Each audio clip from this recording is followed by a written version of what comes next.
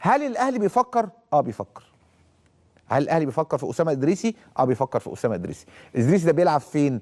بيلعب مكان حسين الشحات، بيلعب مكان احمد عبد القادر لو رجع.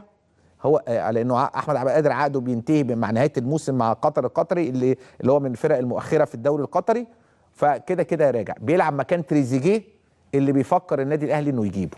خلاص؟ لكن هل هيجيبه؟ محدش عارف.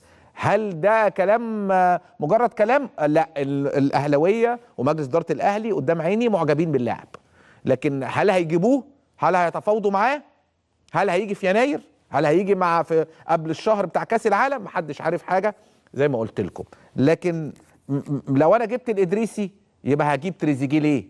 لمده شهر، او هرجع عبد القادر او لان انت في النهايه عايز اماكن انت محتاجها، ما تكونش اماكن فيها لعيبه كتير في نفس المكان.